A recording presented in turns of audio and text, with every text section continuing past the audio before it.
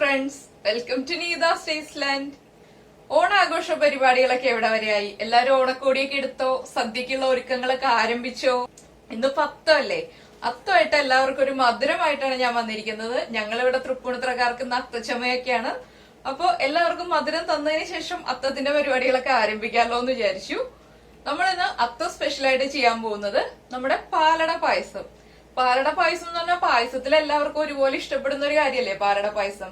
എത്ര പായസം ഉണ്ടെങ്കിലും പായസപ്രിയർക്ക് ഏറ്റവും പ്രിയപ്പെട്ടത് നമ്മുടെ പാലട പായസം.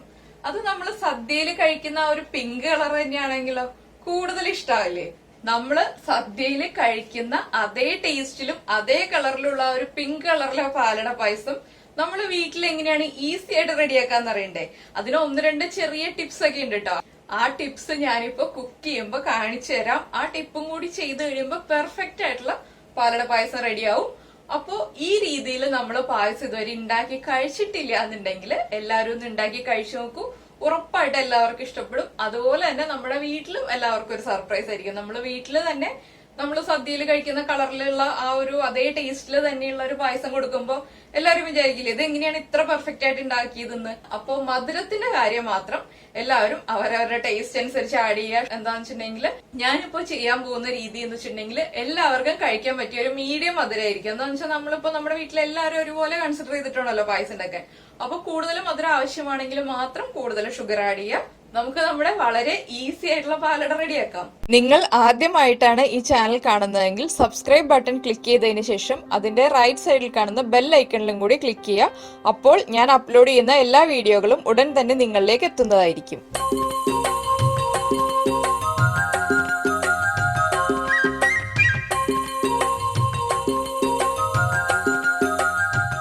നമുക്ക് നമ്മുടെ പാലടയ്ക്ക് ആവശ്യമായിട്ടുള്ള പാല് ആദ്യം തിളപ്പിക്കാം. ഞാനിപ്പോ 3 ലിറ്റർ പാല് പ്രഷർ കുക്കറിൽ എടുത്തിട്ടുണ്ട്. അതിലേക്ക് മെഷറിംഗ് കപ്പിൽ 1/2 കപ്പ് വെള്ളം ചേർക്കാണ്.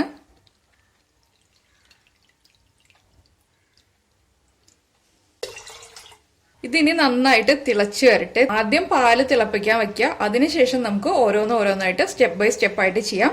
പാല് തിളച്ചു വരട്ടെ. ഞാനിപ്പോ പാല് തിളയ്ക്കാൻ വെക്കുന്നത് ഹൈ ഫ്ലെയിമിലാണ്. ആ സമയത്ത് ബാക്കിയുള്ള കാര്യങ്ങൾ പറയാം. ഇപ്പൊ നമ്മള് പാല് തിളപ്പിക്കാൻ വെച്ചു. ഇനിയിപ്പോ നമുക്ക് പാലടയ്ക്ക് ആവശ്യമായിട്ടുള്ളത് എല്ലാവർക്കും അറിയാവുന്ന ഇൻഗ്രീഡിയൻസ് തന്നെയാണ്.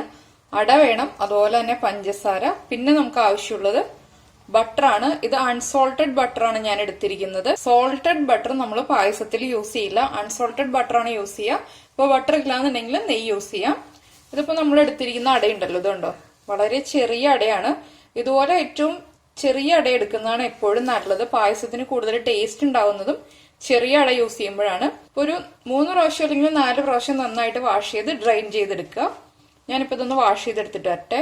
ഇപ്പൊ നമ്മള് പാല് തിളപ്പിക്കാൻ വെച്ചിട്ട് പാല് തിളക്കാറായി തുടങ്ങി. അപ്പൊ ഇനി നമ്മൾ ഇടയ്ക്കൊന്ന് ഇളക്കി കൊടുക്കാം കേട്ടോ. എന്താന്ന് വെച്ചാൽ പാലൊന്ന് ഇടയ്ക്ക് ഇളക്കി കൊടുത്തില്ലെങ്കിൽ തിളച്ച് പുറത്തേക്ക് പോവരുത്. അതുകൊണ്ടാണ് ഇടയ്ക്ക് ഇളക്കി കൊടുക്കുക എന്ന് പറഞ്ഞത്. അതുപോലെ തന്നെ നമ്മള് അട കുക്ക് ചെയ്യാനായിട്ട് ഒരു പാത്രത്തിൽ കുറച്ച് വെള്ളം വെച്ചിട്ടുണ്ട്. അപ്പൊ അത് ഞാൻ ഈ പാലിന്റെ കാര്യം കഴിഞ്ഞതിന് ശേഷം അടയുടെ കാര്യം കാണിച്ചു തരാം. അട വാഷ് ചെയ്ത് വെച്ചു. 3 ലിറ്റർ പാലുണ്ടല്ലോ, അപ്പൊ അത് തിളച്ചു വരാൻ കുറച്ച് ടൈം എടുക്കും. പിന്നെ ലിറ്ററിന്റെ കണക്ക് പറയുമ്പോൾ കഴിഞ്ഞ ദിവസം എൻ്റെ അടുത്ത് ഒരു കുട്ടി കമന്റ് ചെയ്തിരുന്നു, ചേച്ചി എല്ലാം ഗ്രാമിലും ഒക്കെ വെയിറ്റ് പറയുന്നതിന് പകരം കപ്പിൽ പറയുകയാണ് അല്ലെങ്കിൽ ഒരു ഗ്ലാസിന്റെ അളവിൽ പറയുകയാണെങ്കിൽ ഈസി ആയിരുന്നു എന്ന് പറഞ്ഞിട്ട്. അപ്പൊ ഞാൻ ലിറ്ററിന്റെ കണക്ക് എനിക്ക് ഗ്ലാസ്സിലാക്കി പറയാന്ന് പറഞ്ഞാൽ കുറച്ച് ബുദ്ധിമുട്ടാണ്. അല്ലെങ്കിൽ കപ്പിൽ മെഷർ ചെയ്ത് പറയാന്ന് പറഞ്ഞപ്പോൾ നമുക്ക് ഏറ്റവും ഈസി നമ്മൾ ലിറ്റർ അല്ലെങ്കിൽ ഗ്രാം എന്നുള്ള കണക്കിൽ ഇപ്പൊ ഷോപ്പിൽ നിന്ന് വാങ്ങിക്കുമ്പോൾ അതായിരിക്കും കുറച്ചുകൂടി ഈസി. പിന്നെ മെഷറിംഗ് കപ്സ് യൂസ് ചെയ്യുകയാണെങ്കിൽ അതും കുറച്ചുകൂടി ഈസിയാണ്. ഇപ്പൊ നമ്മൾ മെഷറിംഗ് കപ്പ് യൂസ് ചെയ്യുന്നില്ല എന്നുണ്ടെങ്കിൽ നമ്മുടെ വീട്ടിലുള്ള ഏതെങ്കിലും ഒരു പാത്രം എടുക്കുക അളക്കുന്നതിന് വേണ്ടിയിട്ട്. ഇപ്പോൾ ഒരു ഗ്ലാസ്സാണ് എടുക്കുന്നതെങ്കിൽ 1/2 കപ്പ് എന്ന് പറയുമ്പോൾ ആ ഒരു കപ്പ് എടുത്തതിന്റെ പകുതി അങ്ങനെ എടുത്ത് ശീലിക്കുകയാണെങ്കിൽ കുറച്ചുകൂടി ഈസി ആയിരിക്കും. അല്ലെങ്കിൽ ഇപ്പൊ നമുക്ക് എല്ലാ കാര്യങ്ങളും കപ്പിൽ മെഷർ ചെയ്ത് പറയാന്ന് പറഞ്ഞാൽ കുറച്ച് ബുദ്ധിമുട്ടാണ്. ഇപ്പൊ നമ്മുടെ പാൽ ഇതായത് കണ്ടോ നന്നായിട്ട് തിളച്ച് പൊങ്ങി വന്നിട്ടുണ്ട്. ഇതിലേക്ക് നമുക്കിനി പഞ്ചസാര ചേർക്കാം. പഞ്ചസാര ഞാനിപ്പോ നമ്മൾ വെള്ളം ചേർത്തില്ലേ ആ കപ്പില് തന്നെ 1/2 കപ്പ് പഞ്ചസാര ചേർത്തു. ഇനി ഇതൊന്ന് ഇളക്കി കൊടുക്കുക. പഞ്ചസാര ഒന്ന് പാലിൽ മെൽറ്റായി വരണം. ചൂട് പാലായതുകൊണ്ട് തന്നെ വേഗം മെൽറ്റായി കിട്ടും. ഇനിയിപ്പോ നമ്മൾ ഇത് എന്താ ചെയ്യാന്ന് വെച്ചിട്ടുണ്ടെങ്കിൽ നമ്മൾ ഇനി കുക്കർ അടയ്ക്കാൻ പോവാണ്. കുക്കറിന്റെ വെയിറ്റ് ഇട്ടിട്ട് തന്നെയാണ് നമ്മൾ കുക്കർ അടച്ചു വെക്കുന്നത്. കുക്കർ അടച്ചു വെച്ചതിന് ശേഷം ഏറ്റവും ലോ ഫ്ലെയിമിൽ 45 മിനിറ്റ് വെക്കുക. വിസിൽ വരാതിരുന്നാൽ നല്ലതാണ്. 1-2 വിസിൽ വന്നോന്ന് വെച്ചിട്ട് ടെൻഷൻ ആവണ്ട. ലോ ഫ്ലെയിമിൽ വെച്ചില്ല എന്നുണ്ടെങ്കിൽ പാലൊക്കെ പുറത്തേക്ക് പോവും. അപ്പൊ ഞാൻ ഇതിന് ചെറിയ ഫ്ലെയിമിലേക്ക് മാറ്റി വെക്കട്ടെ. നമ്മളിപ്പോ കുക്കർ മാറ്റി വെച്ചു. ഇപ്പൊ ഞാനൊരു പാത്രത്തിൽ വെള്ളം തിളപ്പിക്കാൻ വെച്ചിട്ടുണ്ട്. അട കുക്ക് ചെയ്യാൻ വേണ്ടിയിട്ടാണ് വെള്ളം തിളപ്പിക്കാൻ വെച്ചിട്ടുള്ളത്. നമ്മൾ വെള്ളം വെക്കുമ്പോൾ കൂടുതൽ വെള്ളം വെക്കാം കേട്ടോ അട കുക്ക് ചെയ്യാൻ വേണ്ടിയിട്ട്. എന്താന്ന് വെച്ചിട്ടുണ്ടെങ്കിൽ നമുക്ക് അട ഒന്ന് നന്നായി കുക്കായി വരണം എന്നുണ്ടെങ്കിൽ കൂടുതൽ വെള്ളം വേണം. അല്ലെങ്കിൽ അടയുടെ ചില ഭാഗം കുക്കാവില്ല, മേൽഭാഗം കുക്കാവില്ല. വെള്ളം കുറച്ച് വെച്ചിട്ടുണ്ടെങ്കിൽ അപ്പൊ ഈ വെള്ളം ഒന്ന് തിളച്ചു വരട്ടെ. ഇപ്പൊ ഇതാ നമ്മുടെ വെള്ളം തിളച്ചു തുടങ്ങുന്നുണ്ട്. ഇതിലേക്ക് നമുക്ക് വാഷ് ചെയ്ത് വെച്ചിരിക്കുന്ന അട ചേർക്കാം. വലിയ അട യൂസ് ചെയ്യാതിരിക്കുകയായിരിക്കും നല്ലത്. ചെറിയ അടയാണ് എപ്പോഴും പായസത്തിന് നല്ലത്. പിന്നെ നമ്മുടെ അടപ്രഥമനം ഒക്കെ ആകുമ്പോൾ കുറച്ചുകൂടി വലിയ അട യൂസ് ചെയ്യാം കേട്ടോ. നമ്മളിപ്പോ അട കംപ്ലീറ്റ് ചേർത്ത് കഴിഞ്ഞു. ഇനിയിപ്പോ നമുക്കിത് മീഡിയം ഫ്ലെയിമിൽ വെച്ചിട്ട് കുക്ക് ചെയ്യാം. ഇതിന് 2 ഓപ്ഷൻ ഉണ്ട് ഈ കുക്കിങ്ങില്. ഇതിപ്പോ ഞാൻ ചെയ്യുന്നത് ഇപ്പൊ നമ്മൾ ഈ തിളച്ച വെള്ളത്തിലേക്ക് അട ഇട്ടതിന് ശേഷം അട കുക്കായതിനു ശേഷം മാറ്റി വെക്കും. ഇല്ലാന്നുണ്ടെങ്കിൽ വെള്ളം തിളപ്പിച്ച് നന്നായിട്ട് വെള്ളം തിളച്ചതിന് ശേഷം അട ഇട്ടതിന് ശേഷം ഒരു അരമണിക്കൂർ അടച്ചു വെക്കുക. ഫ്ലെയിം ഓഫ് ചെയ്തിട്ട് അരമണിക്കൂർ അടച്ചു വെക്കുക. അങ്ങനെ ചെയ്യുകയാണെങ്കിലും അട കുക്കായി കിട്ടും. ഇതുപോലെ ചെയ്യുകയാണെങ്കിലും അട കുക്കായി കിട്ടും. അപ്പൊ നമുക്കിപ്പോ ടൈമില്ല, അട കുക്ക് ചെയ്തെടുക്കാൻ ടൈമില്ല, നമുക്ക് വേറെ ജോലികൾ തീർക്കാനുണ്ട് എന്നുണ്ടെങ്കിൽ നമുക്ക് ഇതുപോലെ തിളച്ച വെള്ളത്തിലേക്ക് അട ഇട്ടതിന് ശേഷം അടച്ചു വെക്കാം. അപ്പോൾ അരമണിക്കൂർ കഴിയുമ്പോൾ കറക്റ്റായിട്ട് അട കുക്കായിട്ടുണ്ടാവും. പിന്നെ ചില അടയുടെ നമുക്ക് കിട്ടുന്ന അടയുടെ ബ്രാൻഡ് അനുസരിച്ച് കുക്കിംഗ് ടൈമിൽ ചെറിയ വ്യത്യാസം വരാം. ഇതാകുമ്പോൾ നമുക്ക് കുക്ക് ചെയ്തതിന് ശേഷം വാഷ് ചെയ്ത് എടുത്ത് മാറ്റി വെക്കാം. അപ്പൊ എനിക്ക് കുറച്ചുകൂടി ഈസി ആയിട്ട് തോന്നിയത് ഇതാണ്. അതുകൊണ്ടാണ് ഞാൻ ഈ രീതിയിൽ ചെയ്യുന്നത്. 2 രീതിയിലും ചെയ്യാം. നമുക്ക് ഏതാണ് ഈസി ആയിട്ട് തോന്നുന്നത്. രണ്ടാണെങ്കിലും നമ്മൾ കൂടുതൽ വെള്ളത്തിൽ തന്നെ അട ഇട്ട് വെക്കും. ഇപ്പൊ തിളച്ച വെള്ളത്തിലേക്ക് ഇട്ടിട്ട് അടച്ചു വെക്കുകയാണെങ്കിൽ നമ്മൾ കൂടുതൽ വെള്ളത്തിൽ തന്നെ ഇട്ട് അടച്ചു വെക്കുക. അല്ലാന്നുണ്ടെങ്കിലും ഇതുപോലെ കുക്ക് ചെയ്തെടുക്കുകയാണെങ്കിലും കൂടുതൽ വെള്ളം യൂസ് ചെയ്യാം. ഇതിപ്പോ അധികം കുക്കിംഗ് ഒന്നുമില്ല. ഒരു 3-4 മിനിറ്റ് എടുക്കുള്ളൂ. അട ഒന്ന് സോഫ്റ്റ് ആയി വരണം, അത്രേ ഉള്ളൂ. വേറെ കാര്യങ്ങളൊന്നും ഇല്ല അതില്. അപ്പൊ നമ്മൾ പാല് ആദ്യം വെക്കുന്നത് എന്താണെന്ന് വെച്ചിട്ടുണ്ടെങ്കിൽ പാല് കുക്കായി വരാനാണല്ലോ കൂടുതൽ ടൈം എടുക്കുന്നത്. അട വേഗം തന്നെ കുക്കായി വരും. അപ്പൊ പാല് കുക്കായതിനു ശേഷം നമ്മൾ ബാക്കിയുള്ള കാര്യങ്ങൾ, പാലിപ്പോ സ്റ്റൗവിൽ വെച്ചതിന് ശേഷം ബാക്കിയുള്ള കാര്യങ്ങൾ ചെയ്യുകയാണെങ്കിൽ നമുക്ക് ബാക്കിയുള്ള ജോലികൾ ഈസി ആയിട്ട് തീർക്കാം. നമ്മുടെ പാൽ അവിടെ ഇരുന്ന് കുക്കായി വരികയും ചെയ്യും. അപ്പൊ നമ്മുടെ അട കുക്കായിക്കൊണ്ടിരിക്കുന്നുണ്ട്. അട ഓവർ കുക്കായി പോകരുത് കേട്ടോ. എന്താന്ന് വെച്ചിട്ടുണ്ടെങ്കിൽ ഓവർ കുക്കായി പോയിട്ടുണ്ടെങ്കിൽ നമുക്ക് പായസത്തിൽ അട കാണാനേ പറ്റില്ല. നമ്മുടെ കുക്കർ ഇവിടെ ഇങ്ങനെ പ്രഷർ ഫുള്ളായിട്ട് അതിന്റെ ഒരു സൗണ്ട് കേട്ട് തുടങ്ങുന്നുണ്ട്. വിസിൽ വന്നിട്ടില്ല. വിസിൽ വരുന്നതിന് മുന്നേ പ്രഷർ ഫുൾ ആകുമ്പോൾ ഒരു സൗണ്ട് ഉണ്ടല്ലോ. ഇപ്പൊ വിസിൽ വരും എന്നുള്ള രീതിയിലുള്ള സൗണ്ട് അത് വന്നുകൊണ്ടിരിക്കുന്നുണ്ട്. ഇനിയിപ്പോ നമുക്ക് അട കുക്കായോ നോക്കാം. അട കുക്കായോ നോക്കാന്ന് വെച്ചിട്ടുണ്ടെങ്കിൽ ഒന്ന് ചൂടാണ്. ഞാൻ ഇത്തിരി നീക്കി പിടിക്കട്ടെ. നമ്മളിപ്പോ അട എടുക്കുക. അതൊന്ന് പതുക്കെ പ്രസ് ചെയ്യുമ്പോൾ തന്നെ ഒന്ന് ഉടഞ്ഞു വരിക. വല്ലാതെ അങ്ങ് ഓവർ കുക്കായി പോവരുത്. ഈ ഒരു സ്റ്റേജ് ആകുമ്പോൾ നമുക്ക് ഫ്ലെയിം ഓഫ് ചെയ്തതിന് ശേഷം അട ഈ വെള്ളത്തിൽ നിന്ന് ഡ്രെയിൻ ചെയ്ത് മാറ്റിയിട്ട് ഒരു 3-4 പ്രാവശ്യം വാഷ് ചെയ്തെടുക്കുക. ഇതിന്റെ ആ ഒരു പശ ഉണ്ടല്ലോ, അടയുടെ പശ ഒന്ന് കംപ്ലീറ്റ് ആയിട്ട് മാറുന്നത് വരെ നമ്മൾ നന്നായിട്ട് വാഷ് ചെയ്ത് പ്ലെയിൻ വാട്ടറിൽ നമ്മുടെ ടാപ്പിന്റെ അടിയിൽ ഒരു സ്ട്രെയിനറിൽ പിടിച്ചിട്ടുണ്ടെങ്കിൽ ഈസി ആയിട്ട് നമുക്ക് വാഷ് ചെയ്തെടുക്കാം. അങ്ങനെ വാഷ് ചെയ്ത് എടുത്ത് വയ്ക്കാം. പിന്നെ കുക്കർ 45 മിനിറ്റ് ആവട്ടെ. അതിനുശേഷം നമുക്ക് ബാക്കിയുള്ള കാര്യങ്ങൾ കാണാം. അപ്പൊ നമ്മുടെ കുക്കർ കംപ്ലീറ്റ് പ്രഷർ പോയിട്ടുണ്ട്. നമുക്കിത് തുറക്കാം. ഇപ്പോഴേ പിങ്ക് കളർ ആയിട്ടുണ്ട് പാലിന്. പക്ഷെ കുറച്ചുകൂടി പിങ്ക് കളർ കിട്ടണം എന്നുണ്ടെങ്കിൽ നമുക്ക് കുറച്ച് ഷുഗർ കാരമലൈസ് ചെയ്ത് ചേർക്കാം. അപ്പൊ ഈ പാൽ ഇവിടെ ഇരിക്കട്ടെ. നമുക്ക് വേറൊരു പാൻ എടുത്ത് ഒന്ന് ചൂടാക്കാം. അപ്പൊ നമ്മൾ പാൻ ചൂടാക്കാൻ വെച്ചിട്ടുണ്ട്. ഇതിലേക്ക് നമുക്ക് കുറച്ച് ഷുഗർ ആഡ് ചെയ്യാം. ഞാനിപ്പോ 2 ടേബിൾ സ്പൂൺ ഷുഗറാണ് ആഡ് ചെയ്യുന്നത്. ഇതിലേക്ക് 1 ടേബിൾ സ്പൂൺ വെള്ളം ചേർക്കുന്നുണ്ട്. അതൊന്ന് വേഗം കാരമലൈസ് ആയി വരാൻ വേണ്ടിയിട്ടാണ് വെള്ളം ചേർക്കുന്നത്. ഇതൊന്ന് ഇളക്കി കൊടുക്കുക. വല്ലാതെ ബ്രൗൺ ഷെയ്ഡ് ആയി പോകണ്ട. നമ്മുടെ പായസത്തിന്റെ ആ ഒരു ലൈറ്റ് പിങ്ക് ഷെയ്ഡ് കിട്ടുന്നതിന് വേണ്ടിയിട്ടാണ് നമ്മൾ ഇതുപോലെ ഷുഗർ കാരമലൈസ് ചെയ്യുന്നത്.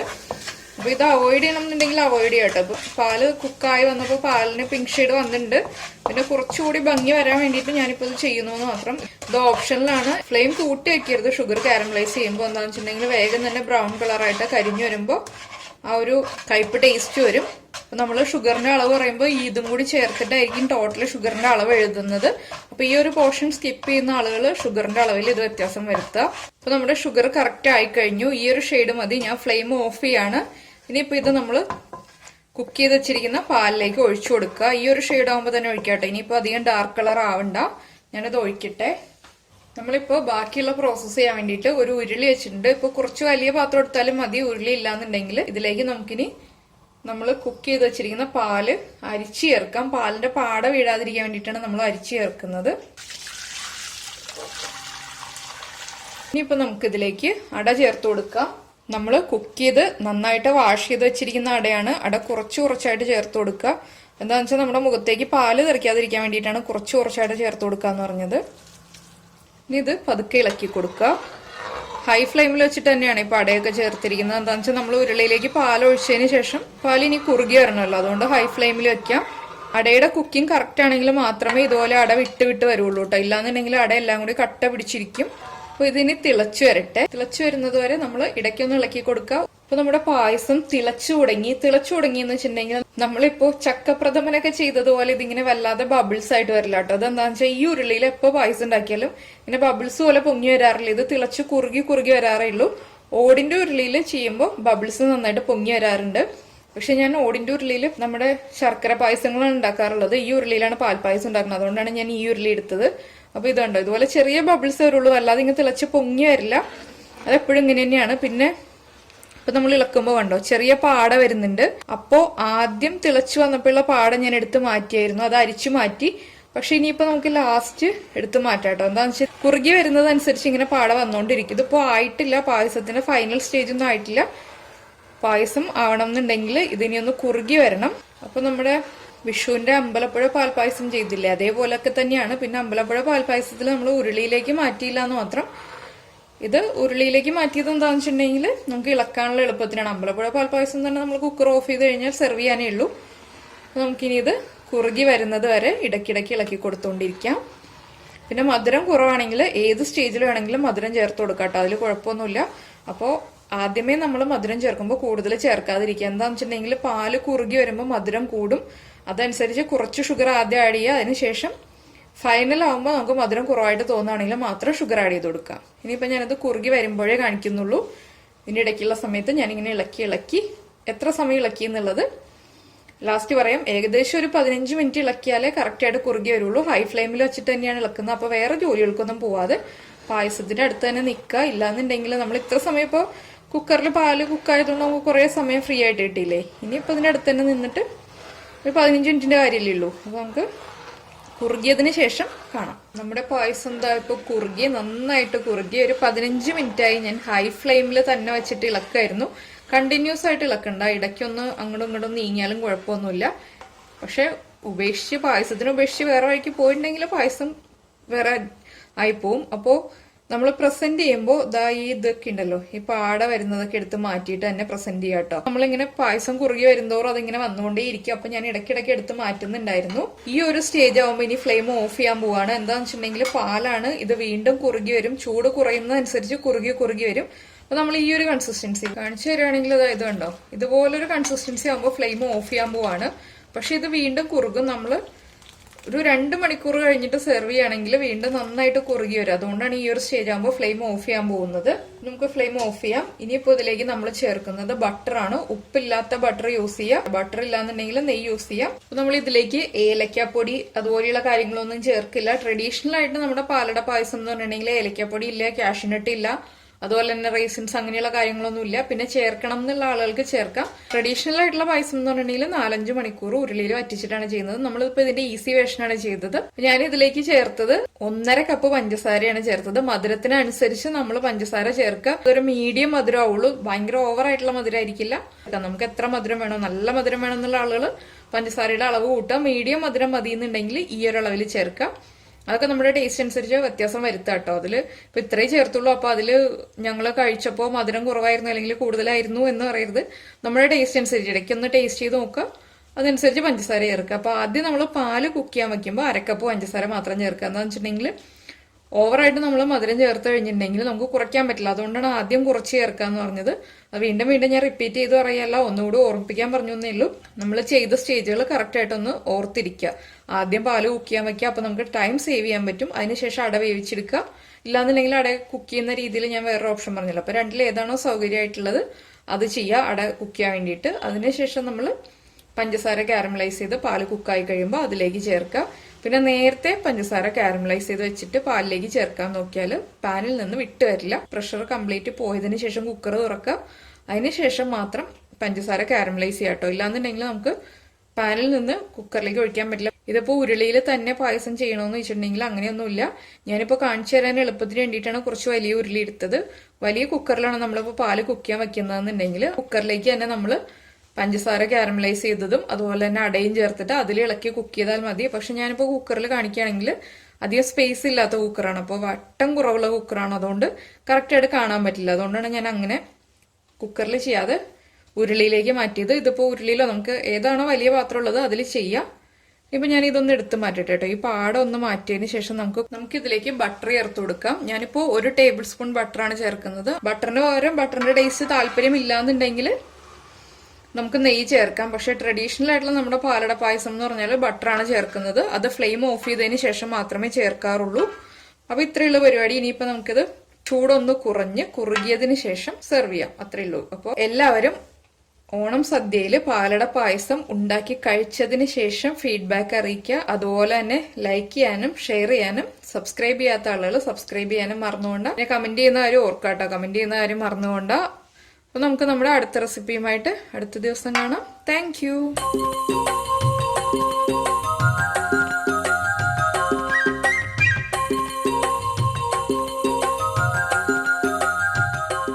നമ്മുടെ ചാനലിൽ പ്ലേലിസ്റ്റ് എന്ന് പറഞ്ഞ ഓപ്ഷൻ സെലക്ട് ചെയ്തതിന് ശേഷം നമ്മൾ അതിൽ ഓണം സദ്യ റെസിപ്പീസ് എന്ന് പറഞ്ഞ പ്ലേലിസ്റ്റ് ക്രിയേറ്റ് ചെയ്തിട്ടുണ്ട്. അതിൽ നോക്കുകയാണെങ്കിൽ നമ്മൾ ഇതുവരെ ചെയ്തിട്ടുള്ള എല്ലാ സദ്യ റെസിപ്പീസിൻ്റെയും വീഡിയോ ഉണ്ട്. അപ്പോൾ അതിൽ നിന്ന് നമുക്ക് ഈസി ആയിട്ട് വീഡിയോസ് സെലക്ട് ചെയ്യാം. അതുപോലെ തന്നെ മറ്റുള്ള റെസിപ്പീസിനും പ്ലേലിസ്റ്റ് ക്രിയേറ്റ് ചെയ്തിട്ടുണ്ട്.